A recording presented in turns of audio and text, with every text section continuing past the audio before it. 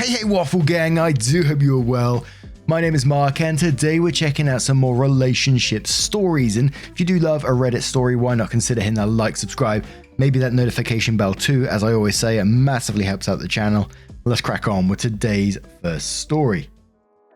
I fancied something a little bit different today, so I went to the malicious compliance subreddit and I found a story called I Moved Out and Took Everything, which is from Nimyane Aqua.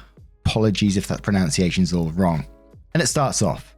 It became apparent to me last week that my roommates were trying to drive me out of the house to get one of their boyfriends in on my lease. When I told them I wanted to stay, they started staging incidents/messes around the house so they could yell at me for them. And it all came to a head when they called a meeting with me 2 days ago. One of them had to hold the other back as she screamed at me that she hated me and I was not welcome in the building. They proceeded to tell me that I contributed nothing to the house and wasted their space, and they had gotten in with the landlady and convinced her not to renew my lease in June. I told them I'd talk to the landlady, and when they said they were the heads of the house, I laughed and went on with my day. I spoke to the landlady and she acknowledged that they were out of hand, and while she had given them the power to not renew my lease, she also said I could move out whenever and not pay for a single day I wasn't there. So yesterday, when my roommates both left to visit family, they are sisters, I immediately called everyone I knew and vacated the house of everything I owned. I took the curtains, the rugs, all the cat toys, and even the cat tower that I had made with my mum. I took all of their things off my shelves and other furniture and stacked them in the middle of the now nearly empty living room. I snapped pictures of everything, handed the keys to the landlady, and immediately effed off. They won't be back to the house until tomorrow. I've blocked them on everything, so I won't get angry messages, but I'm sure their faces will be priceless when they come home to a half-empty house with hundreds of dollars in storage and furniture gone. So much for me not contributing anything to the house. Now I actually don't. They also have to find someone else to take up the lease till boyfriend can move in when June comes around, or they have to pick up my rent. Feels pretty good. And there is actually an update to this post as well. And a lot of the comments on this one were just like, congratulations for OP for getting out of that situation. Some legal advice about make sure you got everything in writing from the landlady. And then just many requests asking OP for an update once they're out of that situation, because they'd love to know what happened with the roommates once they found out. So OP did update the post and it said, it took a while for things to settle down, but I just post a quick update on how everything is going. I emailed my attorney asking if the screenshots I took of my landlady's text saying I could leave with no financial repercussions would protect me if she somehow changed her mind and wanted to charge me rent. He said I was good to go and would be covered by it. A lot of people were asking about whether or not my roommates will actually have to pick up my rent. My lease specifically states, if one tenant is not able to fulfill their portion of the rent, it will be on the others to make up the difference. I don't know if she will make an exception or not for them. She did tell me though that it will be their responsibility to get someone to lease my room until boyfriend can move in June. The girls came back from visiting today, so it is certain they have seen the empty house now. I haven't gotten any calls from any officers about stolen goods, so I'm thinking I'm in the clear. Considering that I haven't actually stolen anything, they would be filing a false report, which is very illegal, according to my attorney. And the big one. My boyfriend was pretty peeved by the whole situation. He heard the whole screaming meeting when they told me to leave, as he was up in my room when it happened. And he also observed the abusive text and language they have sent and said to me, and confronted both of my roommates online about how they've been acting. They immediately went to their dad and he had the cops called. I don't know all the details, and frankly I don't want to because I have them blocked. I want nothing to do with them and I just want my life to go on. But yeah, my boyfriend pretty much had to go to the station and sign some papers saying he'd leave them alone. I'm pretty peeved at him for confronting them, but like, the cops, come on. Anyway, I'm couch surfing until I can get a place. I have 2 lined up that I'm very interested in, both of which have girls who I know and can trust. I think things are looking up, and hopefully this is the last time I have to think about this ever again. If something does happen, I will be updating. Thanks to everyone for the support. It makes me feel really good knowing that 1, I'm not the bad person here, like the girls gaslighted me into thinking I was. And 2, that my suffering did brighten some people's day. Hopefully, if something like this happens to you, you use similar tactics. I would love to hear about it. It was also really encouraging to know that I'm not alone in having roommate issues. It was uplifting to hear other people's stories and how they got through it. Sending lots of love. And whilst that must be like an incredibly stressful and frustrating situation for OP, because she can see that they're just trying to get the boyfriend to move in and that's why she's being forced out of this situation. I'm glad that she didn't put up with it, got all the stuff that was hers and moved out. I would still love to be a fly on that wall when they come in and just seeing their faces. And I'm not sure why it reminded me of this next story, but it's sort of like, I guess, like revenge based when you're living with someone.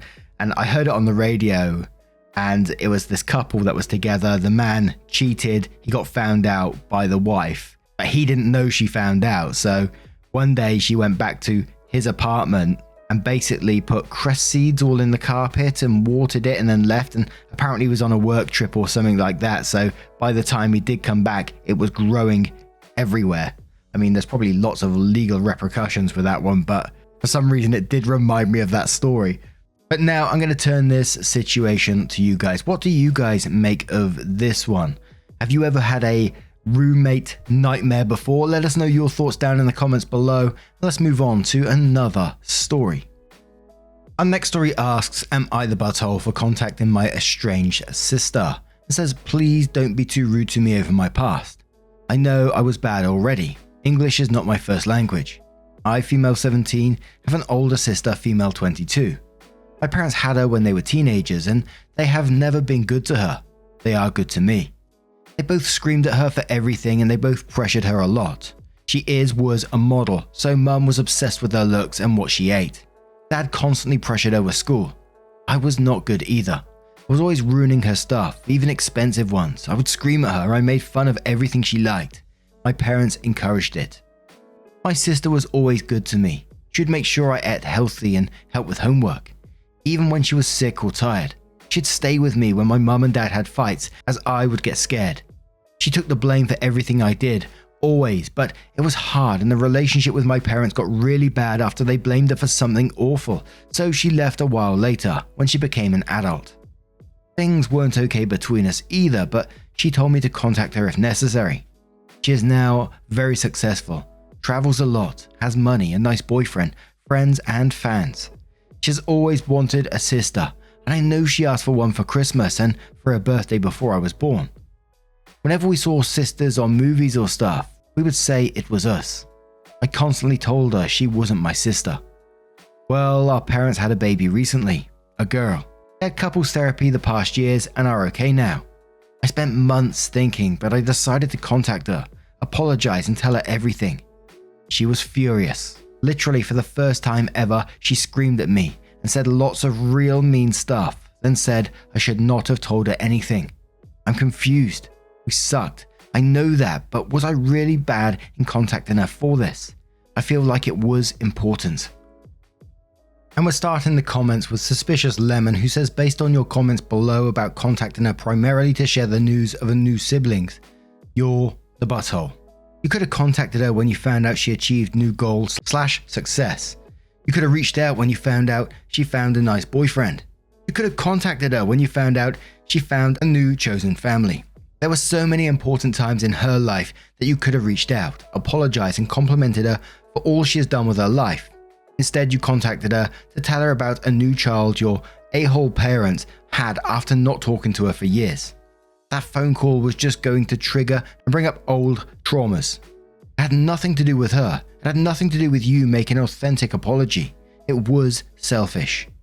Frau says, you're the butthole, leave her alone. She was the family scapegoat and you should have empathy and sympathy for her. You should tell your parents you were disappointed in the way they treated her and that you are glad she's successful despite them. Watch Patrick Tehan YouTube videos on toxic family systems. Your family is toxic. Various Switch says, I get that your intentions were good, but still, probably you're the butthole here. Contacting someone with good news from people they are estranged with isn't really respecting the estrangement, you know. She has moved on and you need to let her, I think. And given the nature of the news, that was probably quite hurtful as well. To your sister, given your history, this probably looked like you were just throwing more crap her way. And one more comment from Real Editor who says, I am sorry, but you are the butthole. I know you were young and it is hard to understand, but she has a reason for going no contact with your family, and it is up to you to respect it.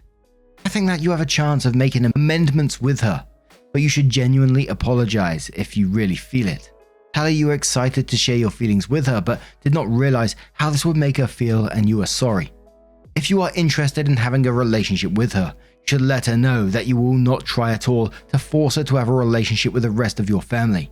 Also tell her that everything you posted here, that you remember and appreciate everything she has done for you, and you want nothing from her other than to be her sister. So of course OP does update the post, which says, I read everything people on here told me. I had private messages too, but I stopped reading after a few cruel ones. I got told that I should contact my sister to apologize and that I should leave her alone. Everyone agreed that I am the a-hole, and after reading everything I got told, I see why. I did contact my sister again, as I was planning on visiting her city with my best friend's family, and if she wanted to talk. She replied days later and I saw her. I had to swear not to tell our parents and I would not go to her place. Everyone was right. I was an a-hole, but I was stupid. I didn't think things right.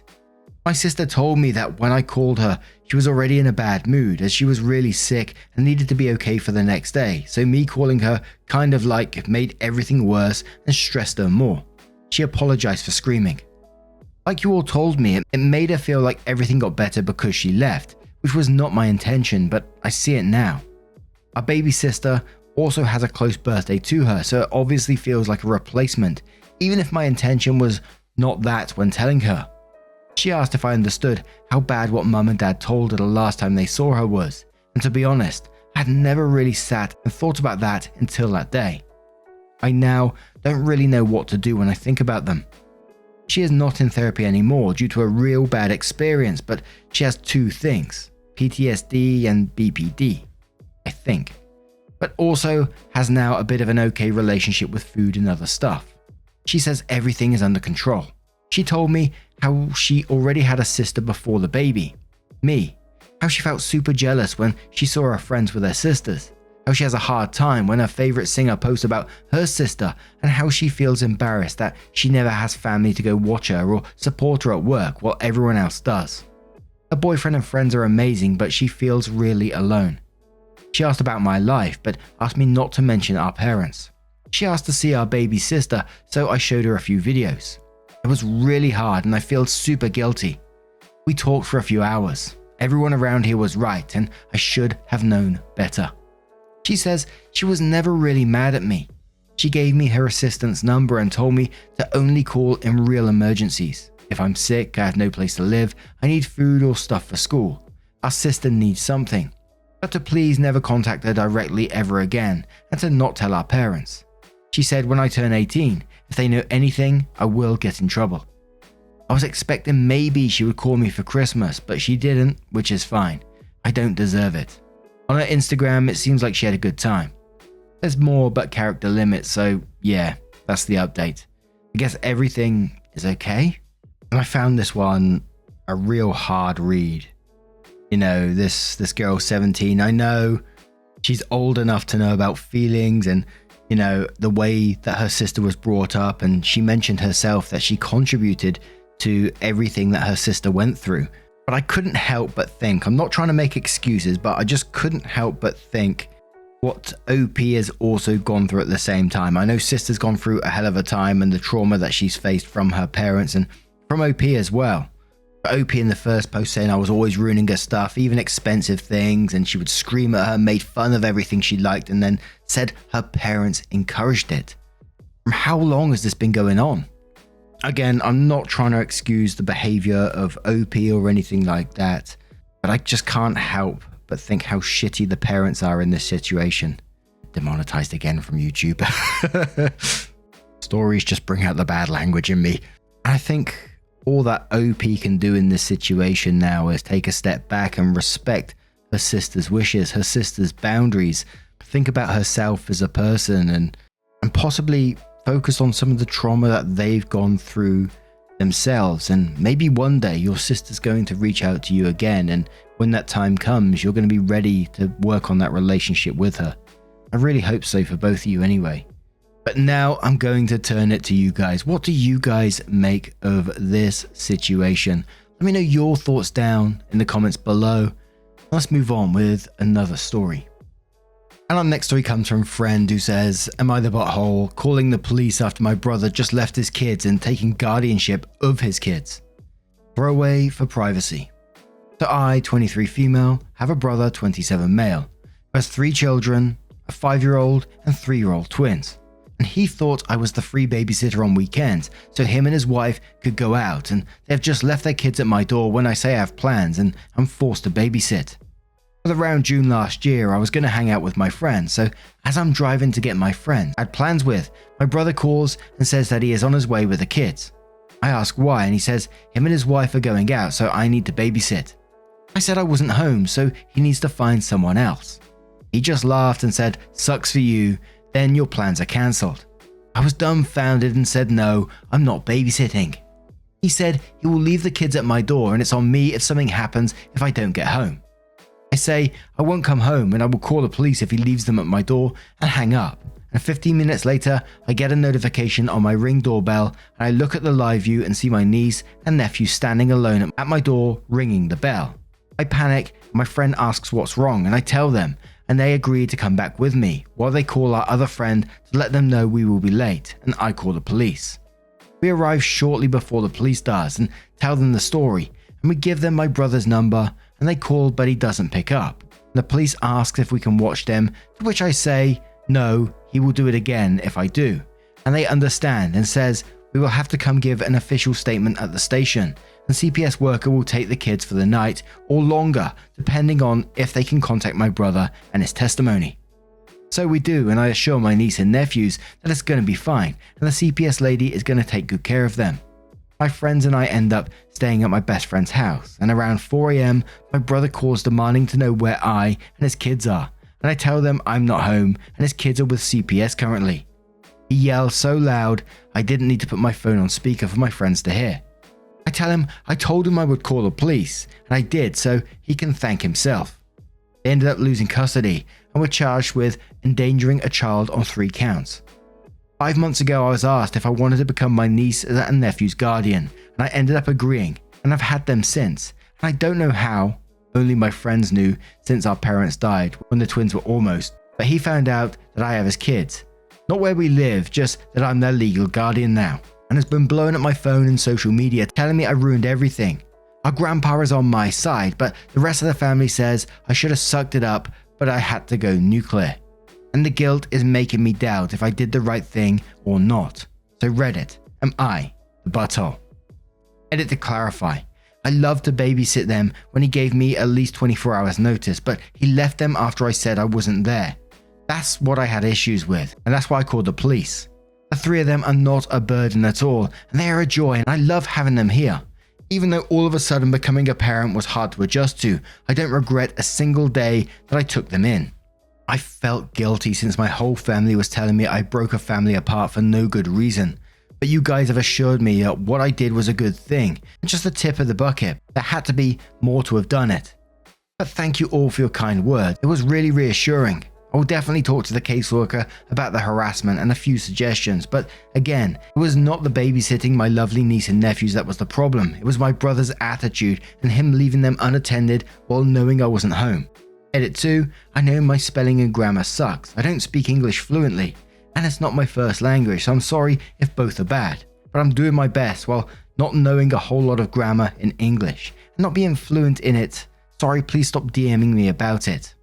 And I'm glad what OP said in their edit there about it sort of like being the tip of the iceberg, basically, about what's going on, because we've read stories before, very, very similar stories about people leaving their children on others' doorsteps, expecting them to babysit, absolute mad level behavior.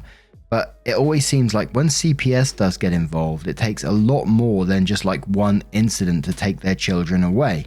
So it did make me think, what else is going on for this to happen?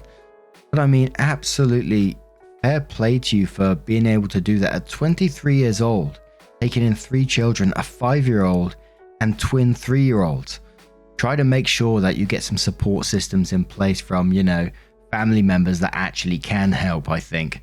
Because let's face it, that's no small undertaking there. Dinners every day, breakfast every day, nursery runs, getting them dressed, all this kind of stuff. That's life-changing stuff. But again, I turn back to it, and we've heard the story many a time where brothers and sisters just drop children off on the doorstep and think that's acceptable. It's absolutely crazy level behavior to me. But let's check out some comments to see what they say. Maybe a walrus says, honestly, if CPS made them lose custody of their children, I'm pretty sure that your intervention was just the tip of the iceberg and that they uncovered way more than you would know. Purple Mars Alien says, not the butthole. If they lost custody of their kids, there was more than this single incident, and the rest of your family can also go suck it. They didn't take guardianship of these kids. I really doubt you were the first option CPS considered. And one more comment from Squirrel Mama, as they're all pretty much going the same way at the moment, which says, you don't lose custody because of one incident like this, which your brother probably told them you agreed to watch the kids that day. If it was just one thing, they would have written up a plan and made a bunch of visits, but to actually take the kids there had to be a pattern of incidents, or they refused to cooperate with CPS. None of that is your fault. You are not the butthole, and you probably saved those kids a lot of heartache or worse. Now I'm going to turn this one to you guys. What do you guys make of this situation? Let me know your thoughts down in the comments below. Just a huge thank you from the bottom of my heart for getting involved in today's stories. Your love, your support, and your time always means the absolute world to me. So thank you so much for getting involved, and hopefully I will see you in the next one. Take care and much love.